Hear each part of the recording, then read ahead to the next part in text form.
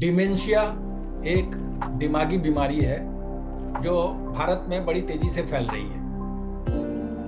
इसमें सबसे चिंताजनक बात यह है कि पहले ये बीमारी आमतौर पर काफी ज्यादा उम्र यानी 75 प्लस के आसपास होती थी, लेकिन अब 60 की उम्र पार करते ही शुरुआती लक्षण दिखने लगते हैं।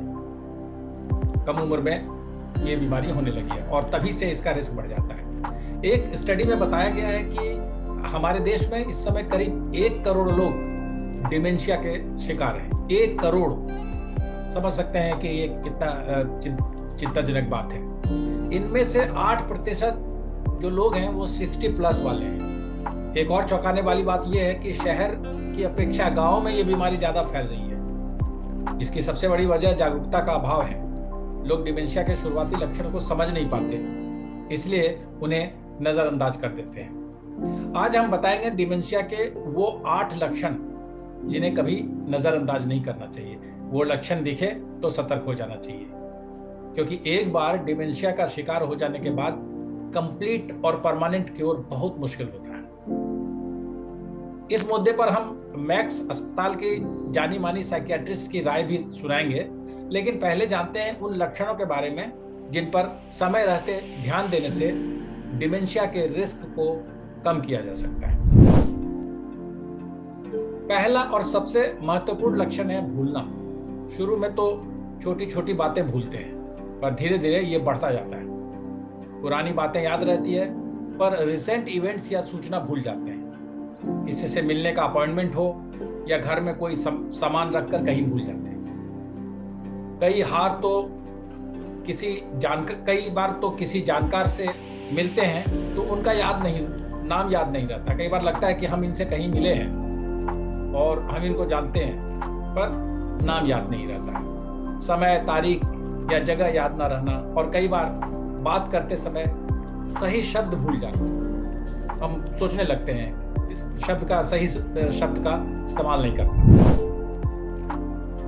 अचानक स्वभाव में बदलाव यानी मूड स्विंग, चिड़चिड़ापन, एंजाइटी, डिप्रेशन, और ये लगातार बढ़ती जाए तो सावधान होने की जरूरत है। जीवन नीरस लगने लगता है, उत्साह खत्म होने लगती है, कुछ भी करने का मन न लगे, दिमाग में नेगेटिविटी भर जाए तो ध्यान देने की बात है। कहीं आपकी पूरी पर्सनालिटी तो चेंज नहीं हो रही है। रोजमर्रा के कार्यों में दिक्कत, रुपए पैसे के हिसाब किताब और लेन देन में परेशानी, साफ सफाई से परहेज और क्रिटिकल थिंकिंग में कमी भी एक जरूरी संकेत है। ये सब डिमेंशिया का रिस्क हो सकता है। ये बदलाव काफी धीरे होता है जब लोगों की वॉक करने की स्पीड कम होने लगती है और जो तेज चलते थे वो अचानक छोटे छोटे स्टेप्स लेने लगते हैं। डिमेंशिया में दिमाग के मोटर कंट्रोल प्रभावित होता है, कोऑर्डिनेशन क्षमता कम होने लगती है। अगर कोई बिना किसी शारीरिक तकलीफ के पहले की तुलना में काफी धीरे चलने लगे और अपने पैरों को ड्रैग करने लगे, लगभग खींचने लगे, तो बिना देरी किए डॉक्टर से संपर्क करना चाहिए।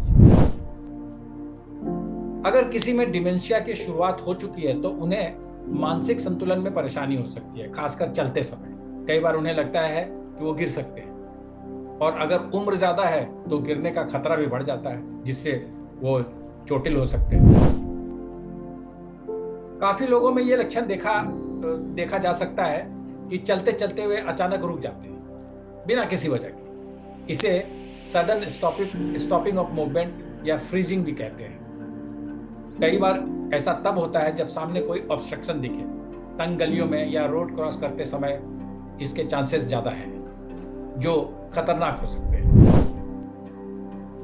चलते समय अगर कोई अपनी बाहें नहीं हिला रहा है, इसे बिल्कुल नजरअंदाज नहीं करना चाहिए। मतलब वो तो चल रहा है लेकिन बाहें स्थिर है, हाथ नहीं हिल रहे, पैर चल रहे हैं। दुर्भाग्य से डिमेंशिया में सबसे ज्यादा इसी लक्षण को इग्नोर किया जाता है।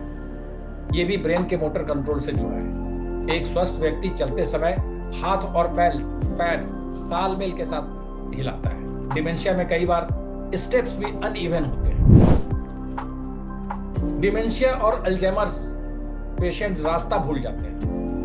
वे वहां भी नहीं जा पाते जहां कई बार जा चुके हैं। फेमिलियर प्लेसेस पर पहुंचने में कंफ्यूज्ड और डिसोरिएंटेड रहते हैं। घर से बाहर निकलते ही ये दिक्कत शुरू हो जाती है। और अब सुनते हैं डिमेंशिया पर डॉक्टर दीपिका वर्मा के सुझाव। डॉक्टर दीपिका वर्मा, अब मैक्स वैशाली कहा जाता है, वहाँ साइकियाट्रिस्ट है। सबसे पहला चेंज यही आता है कि बहुत से पेशेंट जो भी डिमेंशिया के आते हैं, सबसे पहला कंप्लेंट घर वालों को यही होता है कि उनको छोटी छोटी चीजें, रिसेंट वाली मेमोरी याद नहीं रहती। सुबह नाश्ता करने के बाद दोबारा से मांगते हैं। सबसे इमीडिएटली मेमोरी लॉस एक पहला कंप्लेंट होता है। बट मेमोरी लॉस के अलावा भी बहुत सारी चीजें हैं जिनके लिए फैमिली मेंबर्स को थोड़ा सा अलर्ट रहना पड़ता है, जैसे कि लॉस ऑफ जजमेंट। उनको कोई भी रैशनल डिसीजन नहीं ले पाते, जजमेंट लॉस हो जाता है, जो भी चीजें पहले कर पाते थे वो नहीं कर पाते। ये सारी चीजें बहुत, एक डिमेंशिया एक बीमारी है जिसके अंदर बहुत सारे सिम्टम्स आते हैं, पर सबसे मेजर सिम्टम है मेमोरी लॉस, जो मैक्सिमम पेशेंट्स में होता है। बहुत सारे पेशेंट्स आते हैं जिनको अपनी एनिवर्सरी 20-30 साल पुराने जो इवेंट्स होते हैं वो जरूर याद रहेंगे, बट जो रीसेंट मेमोरी है वो याद नहीं रहेगी। मॉर्निंग में चाबी उन्होंने कहीं रखा, they will forget. This is dementia. Dementia में सबसे इंपॉर्टेंट मेमोरी लॉस और जजमेंट लॉस होना, ये बहुत इंपॉर्टेंट है, जो सबसे पहले फैमिली मेंबर्स के नोटिस में आना चाहिए। जैसे कि मैंने बताया कि डिमेंशिया जब भी हमारी एज 60 का, जो भी घर में एल्डरली पीपल होते हैं 60 प्लस, जनरली उन्हीं लोगों में देखा जाता है। 60 plus is the most commonest age. 65 के बाद मैक्सिमम इंसिडेंट्स आते हैं। हमारे पास भी जो पेशेंट आते हैं जनरली वो मॉडरेट टू सीवियर स्टेजेस में ही आते हैं। माइल्ड स्टेज में तो उनको पता भी नहीं चलता और घर वाले डिनाई भी करते हैं कि नहीं, इनको कोई लक्षण नहीं है। अब रिस्क फैक्टर्स क्या है? जो मैक्सिमम टाइप ऑफ डिमेंशिया है वो है एल्जाइमर्स। 60 से, अगर हम ओवरऑल डिमेंशिया की बात करें तो 60 से 80% लोगों में एल्जाइमर डिमेंशिया होता है। Alzheimer is a type of dementia. बहुत सारे टाइप होते हैं Alzheimer's, vascular, Louis bodies, but आप पब्लिक के लिए ये जानना बहुत जरूरी है कि डिमेंशिया किस कारणों से होता है और रिस्क फैक्टर्स क्या है। हाइपरटेंशन, बीपी एक सबसे मेजर कारण है। जिन लोगों को बीपी है उनके 60 to 70% चांसेस होते हैं फर्दर डिमेंशिया होने के। बीपी है, डायबिटीज है, जिनकी भी एडिक्वेट स्लीप, बहुत सारे पैटर्न्स हैं कि जिनकी लाइफ हमेशा स्ट्रेसफुल रही है, स्ट्रेस में गुजरी है, घर में हालात सही नहीं रहे, रेगुलर फिजिकल एक्टिविटी नहीं है, स्लीप एडिक्वेट नहीं है। ये सारी चीजें होती हैं कि 7 से 8 घंटे जो स्लीप नहीं लेते, जिनको भी डायबिटीज है, जिनको हाइपरटेंशन है, उन लोगों को रिस्क ज्यादा होता है as compare to normal people. और स्पेशली जेनेटिक और हेरिडिटरी फैक्टर अगर किसी के मदर फादर में रहा है या ग्रैंड मदर ग्रैंडफादर में रहा है तो उनको होने के भी चांसेस ज्यादा होते हैं। तो जो भी प्री डिस्पोजिंग कंडीशंस हैं, comorbidities like BP, hypertension, diabetes, cholesterol ज्यादा है, इन सब लोगों को ज्यादा अवेयर होने की जरूरत है कि इन लोगों को जल्दी से जल्दी दिखाना चाहिए।